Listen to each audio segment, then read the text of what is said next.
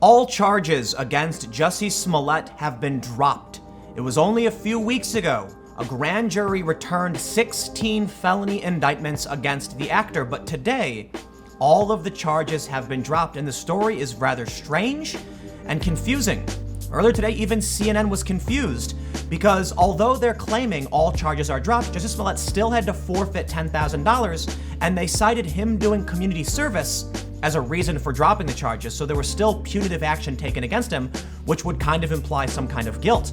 Chicago police are outraged, as is the mayor, calling this a whitewash of justice. Today, let's take a look at the latest news about Jussie Smollett and look into the details over whether or not this was or wasn't a whitewash. But before we get started, make sure you subscribe to our new YouTube channel, youtube.com/subversevideos. The goal of this channel is to produce straightforward news, on-the-ground reporting, and expert interviews to cut through the spin and the bias to the best of our abilities. If you want to support this video, just share it on social media to help spread the message. Our first story from CBS News: charges dropped against Jussie Smollett, attorneys say. All criminal charges against Empire actor Jussie Smollett have been dropped, and his record has been wiped clean, his attorney said Tuesday in a statement. A judge also granted a motion to seal the case, according to CBS Chicago. The Cook County State's Attorney's Office called the development a just disposition and appropriate resolution to this case, although it wasn't clear what prompted the move to drop the charges. Less than 2 weeks ago, Smollett pleaded not guilty to 16 counts of disorderly conduct for allegedly lying to police about a hate crime.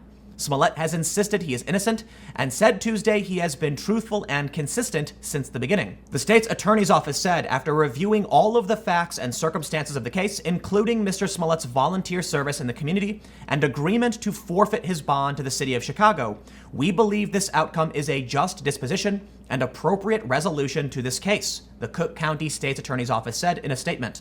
Smollett had posted $10,000 bond to be released from jail after he was arrested in late February. Smollett said he had been truthful and consistent on every single level since day one. I would not be my mother's son if I was capable of one drop of what I've been accused of. The story ends by saying on Tuesday, 20th Century Fox Television and Fox Entertainment said in a statement that Jussie Smollett has always maintained his innocence, and we are gratified on his behalf that all charges against him have been dismissed. But he has not been exonerated, with many questioning why he would have to forfeit his bond and why community service mattered if he was innocent. It turns out, according to at least one reporter from the New York Times, that is not the case. This may actually be an admission of guilt. Julie Bozeman of the New York Times tweets, new from Chicago, Joe Maggots, the first assistant state's attorney who made the final decision to drop the charges against Jussie Smollett, says in an interview, we didn't exonerate him. Maggots, the assistant state's attorney, said he saw no problem with the police investigation or the evidence against Smollett. The charges against Smollett were dropped in return for his agreement to do community service, he said, and for forfeiting his bond to the city of Chicago. The attorney added, here's the thing. We work to prioritize violent crime and the drivers of violent crime. Public safety is our number one priority, and I don't see Jussie Smollett as a threat to public safety. We stand behind this investigation. We stand behind the decision to charge him, and we stand behind the charges in this case. The mere fact that it was disposed of in an alternative manner does not mean that there were any problems or infirmities in the case or the evidence. Conservative writer Carmine Sabia tweets a statement from Rahm Emanuel saying, Mayor Rahm Emanuel is actually siding with police against Jussie Smollett. I'm stunned. He did this all in the name of self-promotion. This is a whitewash of justice. In a statement posted by Breaking News Live, Chicago Police Department says they had far more evidence against Smollett hoax attack that they hadn't even released. We were ready to present it all at trial in a rock-solid case, but can't due to the court's decision. The Chicago Sun-Times initially reported that this was a plea agreement, but changed their reporting later on when it was made clear that this was actually a dismissal of all charges. I am not a legal expert, I'm not a lawyer, but this is one hell of a weird story. A New York Times reporter putting out a statement from the state's attorney saying, no, this is essentially an agreement to forfeit money, and it's basically paying restitution. He's not innocent. But because they dismissed the charges, Jussie Smollett is saying he's innocent. He's not. Because think of the alternative. At a press conference following the dismissal of these charges, Smollett's attorney said that it was the Osundairo brothers indicating they had attacked Jussie Smollett, kind of putting it on these guys. We have video of them at a store buying the ski masks and the red hats. We have a statement from Jussie Smollett alluding to the fact that the two people who attacked him were white. If he was being truthful the whole time, how is it that it was two black men who attacked him? I'm sorry, it doesn't make sense, and I gotta say, this is confusing and strange. In a story from February 20th, we can see the brothers buying a ski mask on video. So they presumably did attack him or were involved in some capacity. But if Jussie Smollett is claiming he's innocent, then what was the motivation of the Osundairos, and will they be charged? Certainly you'd have to assume if all the charges are dismissed and Jussie Smollett isn't guilty of any crime, then there is someone who is, right? Or actually, according to the attorney, it seems like they're not exonerating him, but will they come out and say that he actually did this? On January 29th, TMZ reported the initial attack with an image of Jussie Smollett looking like he was somewhat injured. The story talks about sources directly connected to Smollett, and that two men, both white and wearing ski masks, viciously attacked Jussie as he fought back, but they beat him badly and fractured a rib. Well, it seems like this part was absolutely not true. It was initially reported they were both white, coming from sources close to Jussie. Was TMZ wrong? Well, according to a statement made by Jussie on Good Morning America, it would seem like he's backing up that claim. On February 13th, USA Today ran this story. Jussie Smollett recounts violent attack on Good Morning America. I saw the rope and I started screaming. One of his quotes, "It feels like if I had said it was a Muslim or a Mexican or someone black, I feel like the doubters would have supported me a lot more. And that says a lot about the place that we are in our country right now," he said. They add in the story, he also said he believes that he would have been taken more seriously if his attackers were Muslim or minorities. Well, that could only mean he's implying that they were white, as initially reported. Amber Athey of the Daily Caller tweeted, "Smollett's lawyer said today that the two Nigerian brothers were the ones who attacked him. Smollett originally claimed the two people who attacked him are white. Astonishing privilege for Smollett to get out of these charges." I would have to personally conclude Smollett is lying and he's guilty, and this is essentially some kind of plea deal. As I mentioned, Chicago Sun-Times initially called it a plea deal, but then backed away from that reporting. But now we have the statement from the state's attorney that this was him effectively paying his restitution. And because he had already done community service, they were done.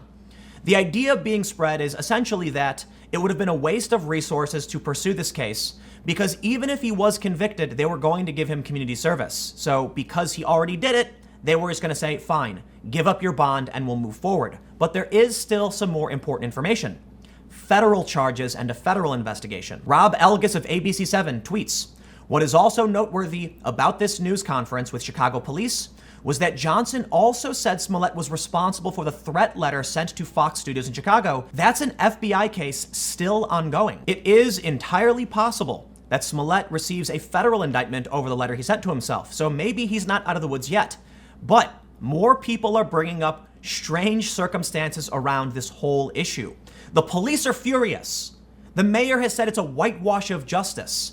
Why were the charges dropped in the way they were?" Now, again, we've heard the explanation. It was just simpler this way, and it's not a priority. But there is some other news from the past 2 weeks. On March 14th, it was reported by the New York Post, former Michelle Obama aide tried to intervene in Jussie Smollett probe. Cook County State's Attorney Kim Foxx reached out to Eddie Johnson, the police superintendent, after Tina Chen, the former senior Obama official, emailed the prosecutor saying the Empire actor's family had concerns about the probe.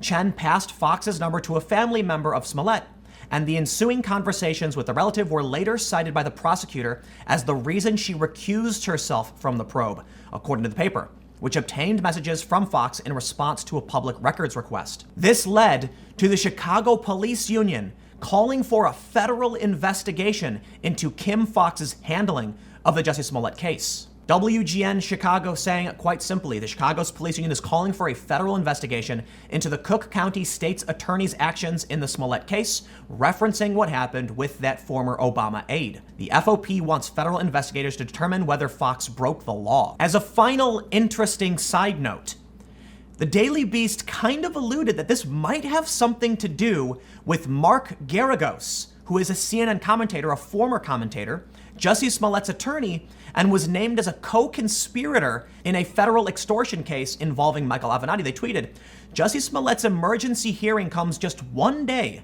after his former attorney, Mark Garagos, was identified as a co-conspirator in a federal extortion case involving Avenatti. I don't like getting all conspiratorial, but we have a weird story on our hands. How is it that the mayor and the police are outraged, have more evidence, but this is all being dismissed? How is it that it was only a few weeks ago 16 felony indictments came down on Jussie Smollett? Naturally, many people on the right are saying this is the privilege of being progressive. You won't face penance. You won't face any justice or retribution for your bad acts. That they genuinely believe he did this. I gotta say, if the state's assistant attorney is gonna say that this is some kind of restitution, it sounds to me like we have confirmation that Smollett did it. He's guilty.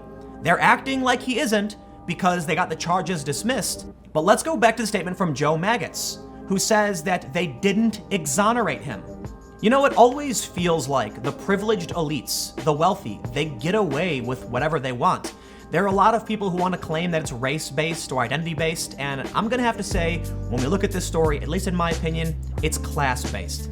If you are a super wealthy celebrity, you will get away with a crime, even when the mayor himself calls it a whitewash of justice. But we'll see what happens. The FBI investigation is apparently still ongoing, so let me know what you think in the comments below. We'll keep the conversation going. You can follow me on Minds at Timcast. Stay tuned, new videos every day at 4 p.m. Eastern. More videos on my second channel, youtube.com/TimcastNews, starting at 6 p.m. Eastern. Perhaps an update on this story. Thanks for hanging out, and I will see you all next time.